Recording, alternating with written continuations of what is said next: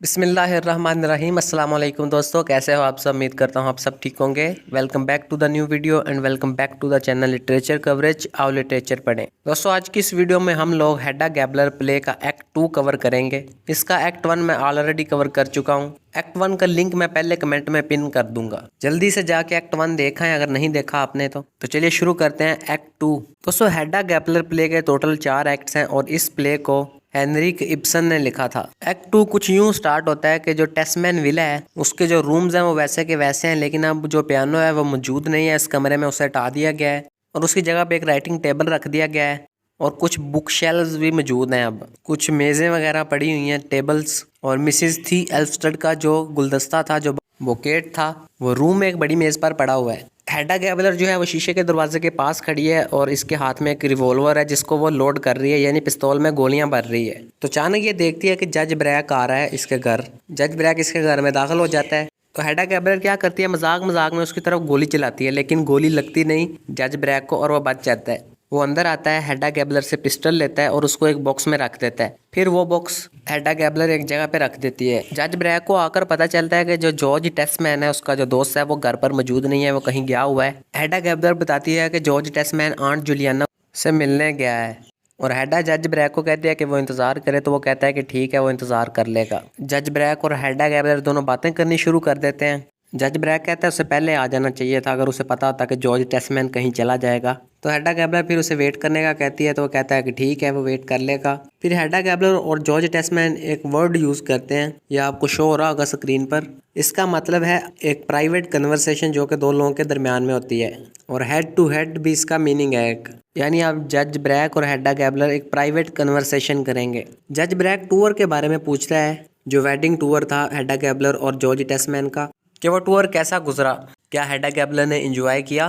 तो वो जज ब्रैक को जवाब देती है कि हाँ, लेकिन जो जॉर्ज टेस्टमैन था वो हर वक्त लाइब्रेरी में खोया रहता था, अपनी रिसर्च करता रहता था। तो जज ब्रैक कहता है ये उसका करियर है, ये उसका काम है। फिर हेडा बताती है कि वो टूर पर बहुत ज़्यादा बोर हुई। जज ब्रैक कहता है कि सीरियसली, वो कहती है कि हाँ, ऐसा ही कुछ समझ लो कि 6 महीने तक एक ही शख्स के साथ रहना जिसको मेरे इंटरेस्ट्स के बारे में, मेरी दिलचस्पियों के बारे में इतना ज़्यादा पता ही नहीं है, और इतनी देर तक 6 महीने तक एक ही शख्स की सोबत में रहना, इस वजह से वो बोर हो गई थी वहाँ पे बहुत ज़्यादा। फिर ये दोनों जॉर्ज टेस्टमैन के बारे में ये भी बात करते हैं कि वो एक स्पेशलिस्ट है। तो एडा कहती है जो स्पेशलिस्ट होते हैं वो सफ़र के दरमियान में या सफ़र के दौरान कोई इंटरटेनमेंट नहीं करते। जज ब्रैक कहता है कि आगे कोई स्पेशलिस्ट जो होते हैं वो लव भी नहीं करते। तो हेडा कहती है ये लफ्ज़ तो तुम इस्तेमाल ही ना करो।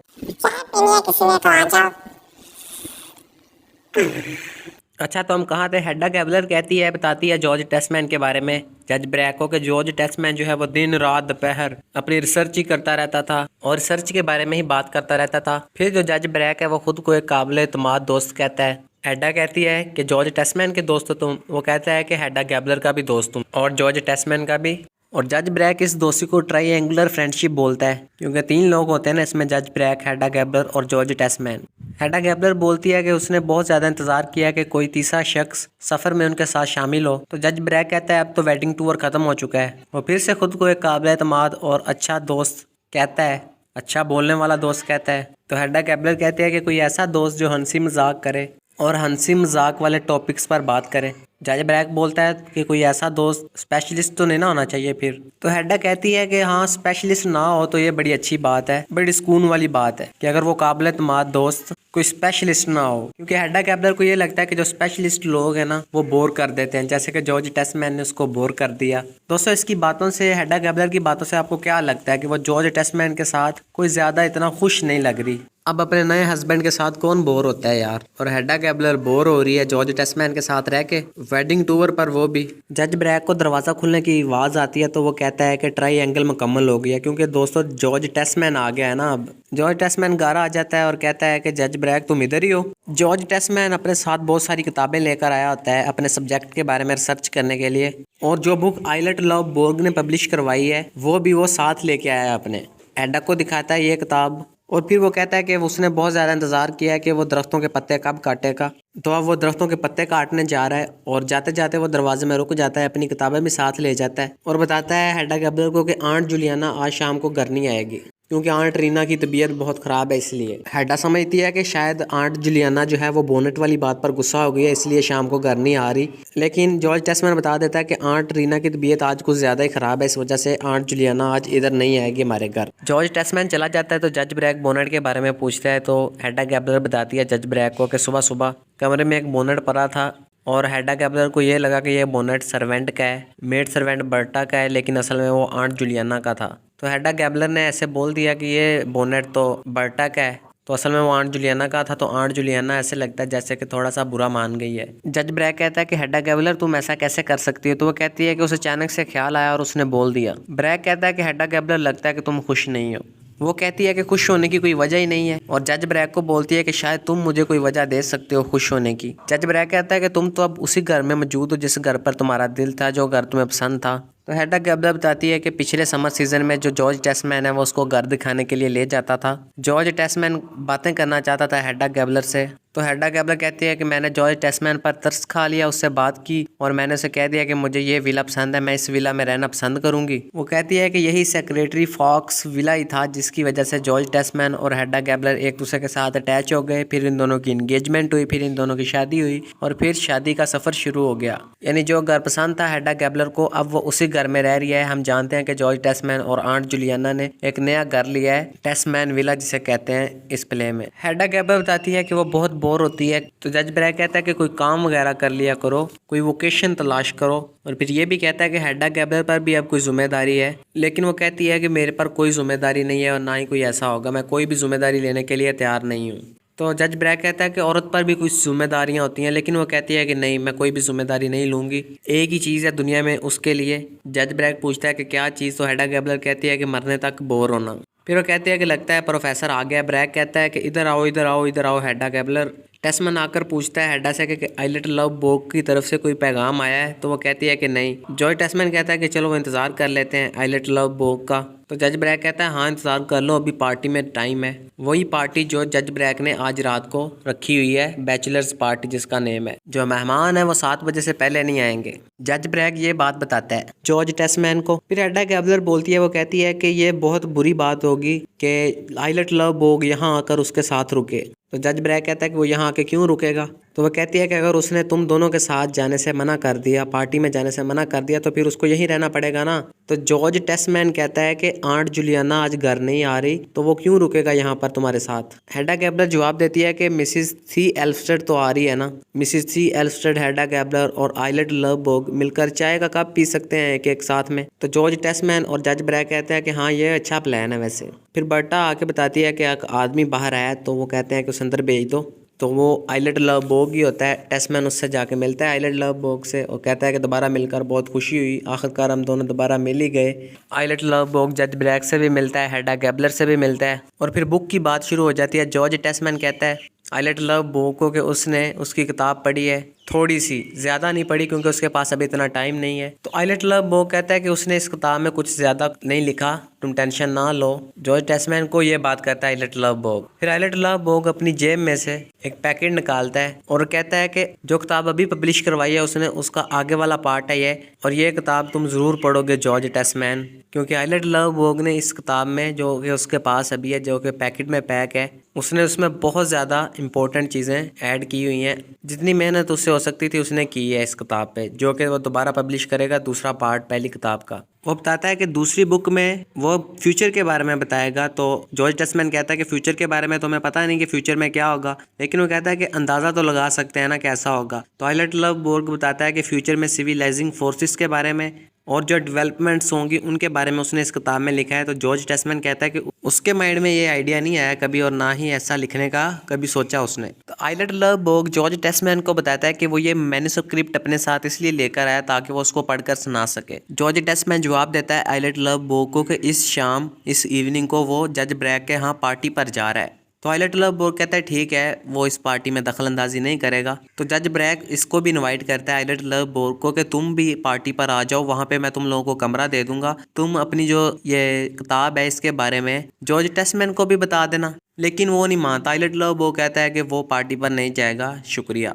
हेडा गैबलर बोलती है कि फिर तो आइलेट लव बोग यहाँ पे रहेगा, मेरे साथ खाना खाएगा।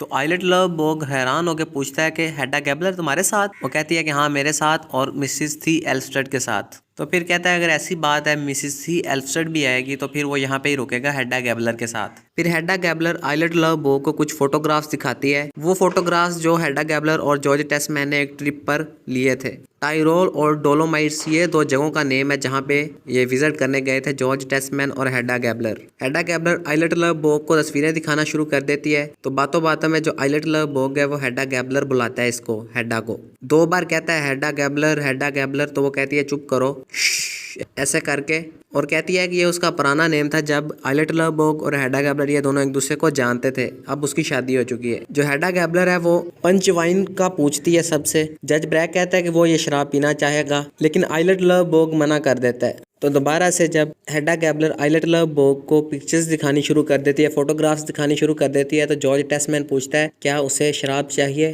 तो हेडा गैबलर कहती है कि हाँ उसे शराब भी चाहिए और कुछ बिस्किट्स वगैरह भी। तो ट्रे में ये चीज़ें लेकर आ जाता है जॉर्ज टेस्मैन फिर हेडा गैबलर के लिए और फिर चला जाता है। तो फिर आइलेट लव बोग क्वेश्चन करता है हेडा गैबलर से क्या वो जॉर्ज टेस्मैन से प्यार करती है या जॉर्ज टेस्मैन और हेडा गैबलर के दरमियान लव है। तो वो कहती है कि इस बारे तो नहीं पता लेकिन बेवफाई भी नहीं है उन दोनों के दरमियान में। फिर आइलेट लव बोग हेडा गैबलर से क्वेश्चन करता है क्या उनकी दोस्ती के दरमियान कोई मोहब्बत नहीं थी, जरा सा भी प्यार नहीं था जब हेडा गैबलर और आइलेट लव बोग दोस्त हुआ करते थे। आप लोगों को मैंने बताया था कि आइलेट लव बोग और हेडा गैबलर ये दोनों आपस में दोस्त रह चुके थे बहुत क्लोज पास्ट में। तो आइलेट लव बोग क्वेश्चन करता है फिर से क्या इन दोनों की दोस्ती के दरमियान प्यार नहीं था क्या? तो हेडा गैबलर कहती है नहीं ये प्यार नहीं था, वो दोनों बहुत ही करीबी दोस्त थे, बहुत ही अच्छे कॉमरेड थे और कुछ नहीं था। आइलेट लव बोग पूछता है कि फिर दोस्ती क्यों तोड़ी तुमने मुझसे? तो हेडा गैबलर आगे से कहती है कि ये तुम्हारी ही गलती थी। तो वो कहता है आगे से कि दोस्ती तो ख़त्म तुमने की थी। वो कहती है कि हाँ जब मुझे लगा कि चीज़ें सीरियस होना शुरू हो गई हैं हमारे दरमियान में तब मैंने ऐसे किया। तुम बहुत ज़्यादा फ्रैंक हो गए थे, फ्रैंक कॉमरेड, सो इस वजह से ऐसा करना पड़ा मुझे। वो कहती है कि तुम अपनी कॉमरेड के साथ गलत करने का कैसा सोच सकते हो, तुम्हें शर्म आनी चाहिए आइलेट लव बोग। वो कहता है कि अगर मैं तुम्हारे साथ गलत कर रहा था और तुम्हें इतना ही डर था तो तुमने मुझे वहीं गोली क्यों नहीं मारी? तो वो कहती है कि मुझे ये डर था कि कोई मसला ना हो जाए। वो कहता है कि तुम डरपोक हो हेडा दिल से। वो कहती है कि हाँ मैं डरपोक हूँ। फिर वो बाद में बताती है कि असल में ना वो डरपोक नहीं है बल्कि उसमें हिम्मत नहीं थी कि वो आइलेट लव बोग पर गोली चलाती और उसे मार देती। आइलेट लव बोग कहता है कि कोई तो चीज़ है फिर हमारी दोस्ती में, हमारी कॉमरेडशिप में, और वो छुपी हुई चीज़ उसे नजर आ रही है। वो कहता है कि तो क्या तुम्हारी ये ख्वाहिश थी कि मैं जिंदा रहूं? तो वो कहती है कि ऐसा कुछ नहीं है। फिर आइलेट लव बोग कहता है लगता है कि थी एल्स्टेड ने तुम्हें कोई बात बताई है, कोई राज बताया उसने तुम्हें। तो हेडा गैबलर कहती है कि मैंने तो उसे कोई राज नहीं बताया लेकिन तुमने मिसिस थी एल्स्टेड को हमारे बारे में ज़रूर कुछ ना कुछ बताया है, हमारे बारे में कोई राज तुमने उसे बताया है। तो वो कहता है ऐसा कुछ नहीं है, वो ऐसी चीज़ें नहीं समझती जो मिसिस थी एल्स्टेड है वो। और आइलेट लव बोग मिसिस थी एल्स्टेड को स्टूपिड भी कहता है। और फिर हेडा गैबलर कहती है कि अब मैं तुम्हें एक राज बताती हूँ जो कि हम ऑलरेडी डिस्कस कर चुके हैं। वो कहती है कि वो बुज़दिल नहीं थी, वो डरपोक नहीं थी, ये वाला राज।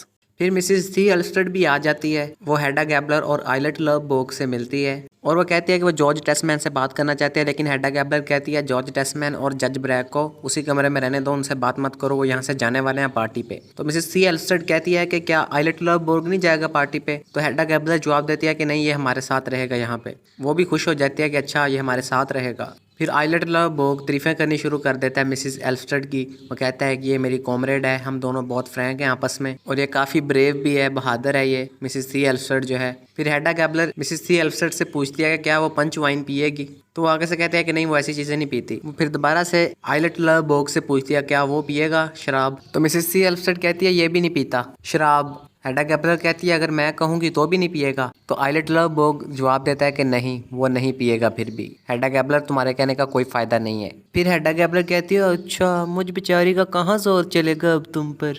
आइलेट लव बोग कहता है हाँ इस मामले में तुम्हारा जोर नहीं चलेगा मुझ पर। फिर हेडा गैबलर बताती है कि जब आइलेट लव बोग तुमने मना किया था पार्टी में जाने से जज ब्रैक को और जॉर्ज टेस्मैन को, तो जज ब्रैक ने शक किया था और जब तुमने यहाँ रहने का फैसला किया कि तुम मेरे साथ और थी एल्स्टेड के साथ रहोगे, यानी आइलेट लवबर्ग थी एल्स्टेड और हेडा गैबलर के साथ रुका हुआ है, तो इस बात पे भी जज ब्रैग को शक है। ये बात हेडा गैबलर बता रही है अब थी एल्स्टेड को और आइलेट लवबर्ग को। तो कहता है कि करने दो शक अगर करता है तो मिसिस थी एल्स्टेड भी कहती है हाँ करने दो शक अगर करता है तो दोस्तों फिर हेडा गैबलर क्या करती है, वो बता देती है आइलेट लवबर्ग को कि सुबह सुबह बड़ी परेशानी में जो मिसिस थी एल्स्टेड थी वो यहाँ आई थी हेडा गैबलर के घर जॉर्ज टेस्मैन से मिलने, और वो बड़ी परेशान थी आइलेट लवबर्ग के बारे में। ये बात जब आइलेट लवबर्ग सुनता है तो थोड़ा सा हैरान हो जाता है। तो मिसिस थी एल्स्टेड कहती है कि हेडा गैबलर तुमने सब कुछ बर्बाद कर दिया। तो आइलेट लवबर्ग कहता है कि उसकी कॉमरेड यानी मिसिस थी एल्स्टेड का इतना ज़्यादा फ्रैंक कॉन्फिडेंस था, वो क्या करता है वाइन का ग्लास पकड़ता है और उसे पीना शुरू कर देता है और कहता है कि तुम्हारी सेहत के नाम मिसिस थी एल्स्टेड, और फिर पीने लग जाता है और कहता है कि तुम्हारी सेहत के नाम भी मिसिस टेस्मैन। और फिर सवाल करता है मिसिस थी एल्स्टेड से, क्या तुम अपने हस्बैंड को बता के आई हो कि तुम मुझे टाउन में ढूंढने के लिए जा रही हो? क्या तुम्हारे और तुम्हारे हस्बैंड के दरमियान ये बात तय हुई थी कि तुम मुझे ढूंढने आ रही हो, या फिर तुम्हारे हस्बैंड शेरिफ को मेरी ज़रूरत है अपने ऑफिस में काम के लिए? वो कहती है कि आइलेट लवबर्ग लवबर्ग लवबर्ग। वो आगे से कहता है एक शेरिफ के नाम, यानी एक और ग्लास भरता है और शेरिफ के नाम भी एक ग्लास पीता है शराब का, कहता है एक ग्लास ओल्ड शेरिफ के नाम भी। हेडा गैबलर कहते हैं कि बस करो आइलेट लवबर्ग, तुमने मैन्युस्क्रिप्ट भी पढ़ के सुनानी है जॉर्ज टेस्मैन को, इतनी ज़्यादा शराब ना पियो। फिर जज ब्रैग आ जाता है और बताता है कि हम निकलने के लिए रेडी हैं, और जॉर्ज टेस्मैन भी रेडी हो गया है निकलने के लिए जज ब्रैग के साथ। तो आइलेट लवबर्ग कहता है कि वो भी साथ चलेगा। मिसिस थी एल्स्टेड कहती है कि ऐसा मत करो, मत जाओ। तो हेडा गैबलर उसे कहती है कि चुप करो, तुम्हें सुन रहे हैं ये लोग। तो जज ब्रैग बड़ा खुश होता है कि आइलेट लवबर्ग भी पार्टी पर आ रहा है, और जॉर्ज टेस्मैन को कहता है आइलेट लवबर्ग के उसको बुक के बारे में वो कुछ चीज़ें बताएगा एक दो इसको पब्लिश करवाने से पहले, और वो जो मैन्युस्क्रिप्ट होती है वो अपनी जेब में डालता है आइलेट लवबर्ग। जॉर्ज टेस्मैन पूछता है कि मिसिस थी एल्स्टेड घर कैसे जाएगी अपने? तो आइलेट लवबर्ग कहता है कि वो वापसी पर इसे पिक कर लेगा और 10 बजे तक वो आ जाएगा, और जॉर्ज टेस्मैन कहता है कि वो लेट आएगा घर। तो हेडा गैबलर कहती है कि जितनी तुम्हें ज़रूरत हो उतना टाइम स्पेंड करके घर आ जाना, या जितना टाइम तुम्हें स्पेंड करके खुशी मिले। फिर जज ब्रैग जॉर्ज टेस्मैन और आइलेट लवबर्ग चले जाते हैं। थी एल्स्टेड जो है वो परेशान हालत में कमरे में इधर उधर घूम रही है कि हेडा गैबलर ने ये क्या कर दिया। आइलेट लवबर्ग को सारी बातें बता दी, मना भी किया था फिर भी इसने सब कुछ बता दिया उसे। मिसिस थी एल्स्टेड को डर है कि कहीं फिर से आइलेट लवबर्ग अपनी पुरानी आदतों में ना पड़ जाए, फिर से ज़्यादा शराब पीनी शुरू ना कर दे। लेकिन हेडा गैबलर कहते हैं ऐसा कुछ भी नहीं होगा, वो कंट्रोल करना जान गया है, वो अपने आप पर कंट्रोल कर लेगा। मिसिस थी एल्स्टेड कहती है कि हेडा गैबलर लगता है कि तुम्हारा मकसद है इस मामले में।